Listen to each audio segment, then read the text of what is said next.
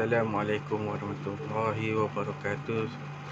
Saya Muhammad Fadil bin Muhammad Elijah Ramli akan membentangkan hasil kerja saya yang bertajuk Etika dalam Penyelidikan.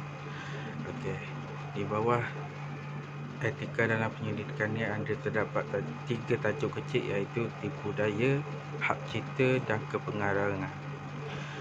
Okey, sebelum saya memulakan pembentangan, terlebih dahulu saya memohon maaf kepada Dr. Nadia kerana saya merupakan orang yang terakhir menghantar dan membuat pembentangan. Okey,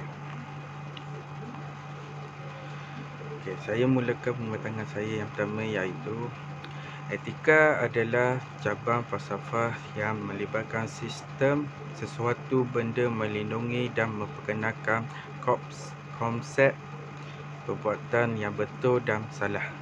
Manakala penyelidikan adalah satu proses sistematik yang memerlukan pengumpul data, dokumentasi maklumat penting dan analisis dan data tersebut dipadankan dengan metodologi yang sesuai yang ditetapkan oleh bidang profesional dan disiplin akademik tertentu.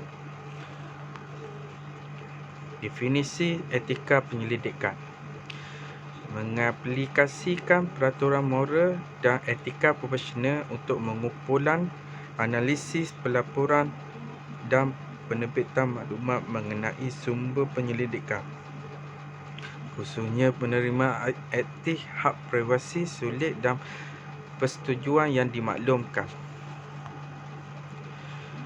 Definisi tipu daya.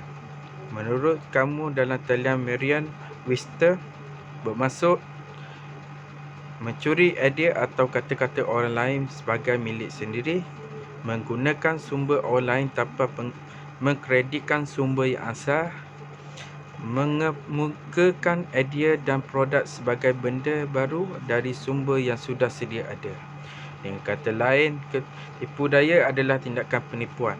Ini melibatkan mencuri kerja orang lain dan menipu tentangnya. Ada 4 contoh tipu daya dalam penyelidikan saya. Yang pertama, jadikan kerja orang lain sebagai hasil kerja sendiri. Yang kedua, mengambil idea dari orang lain tanpa memberi penghargaan kepada mereka. Yang ketiga, memberikan maklumat yang salah mengenai sumber yang digunakan.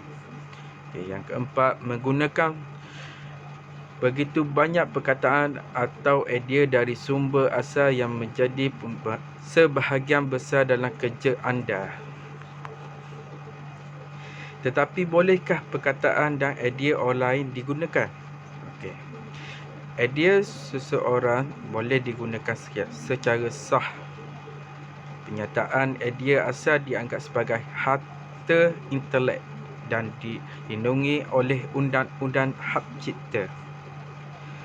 Hampir semua kerja seseorang dilindungi oleh hak cipta selagi ia disimpan dengan cara tertentu, seperti contohnya seperti buku atau fail komputer.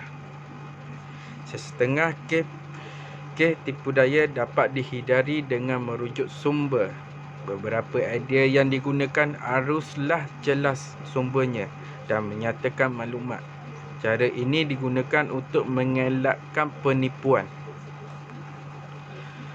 Definisi hak cipta. Hak cipta adalah hak untuk menyalin dan menerbitkan karya. Di bawah undang-undang hak cipta, orang yang membuat karya atau majikan memiliki hak cipta karya tersebut. Dalam penyelidikan, orang biasanya dapat menggunakan kerja berhak cipta selama mereka menyebut pemilik atau sumbernya. Ada 4 contoh bahan hak cipta dalam penyelidikan. Yang pertama, etika dalam jurnal akademik. Yang kedua, sumbangan untuk antologi dan koleksi. Yang ketiga, monograf dan etika surat khabar. Yang keempat, pembentangan dan poster ilmiah, persidangan dan gambar. Mengapa hak cipta penting? Hak cipta menghakkan orang lain menggunakan hasil kerja penyelidikan tanpa izin dari pemegang hak cipta. Biasanya pengarang tidak ada orang lain yang dapat membahagikannya secara sah dalam jurnal untuk menyelidikkan mereka sendiri. Okay. Walau bagaimanapun, hak cipta juga seperti hak harta lain.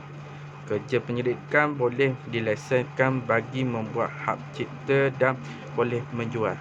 Semasa menerbitkan kerja, penting untuk pengarang memahami apa sumbangan yang diberikan melalui jurnal tersebut. Okey. Definisi kepengarangan. Okey. Secara general, pengarang didefinisikan sebagai orang yang telah memberi sumbangan mengenai laporan ilmiah untuk tersenarai di dalam laporan yang diterbitkan. Seseorang yang menjadi penulis buku, artikel atau dokumen atau pencipta karya seni. Okay. Mengapa kepengarangan penting dalam penyelidikan?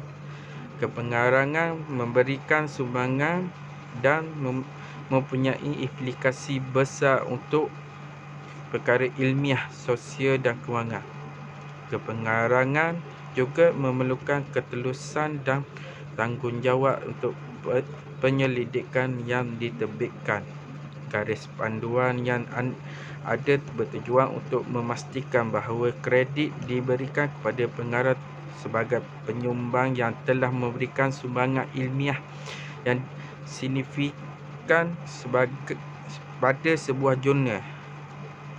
Selain itu, penyumbang yang dikreditkan sebagai penulis perlu disenarai peranan mereka dan tanggungjawab atas apa yang ditulis.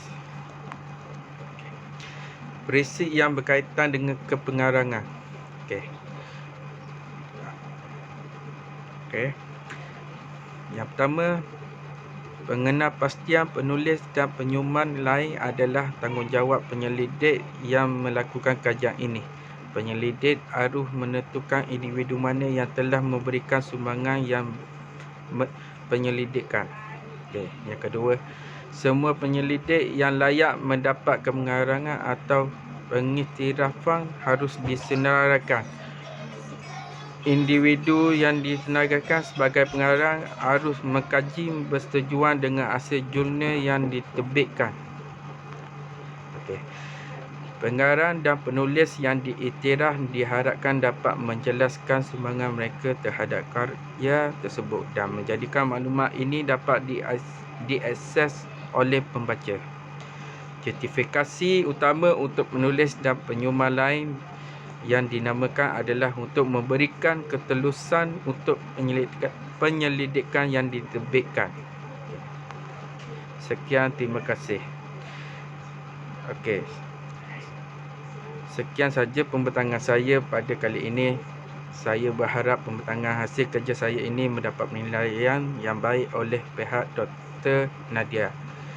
Dan saya sekali lagi memohon maaf di atas kesulitan dan kelewatan pembentangan. Sekian, Assalamualaikum warahmatullahi wabarakatuh dan terima kasih.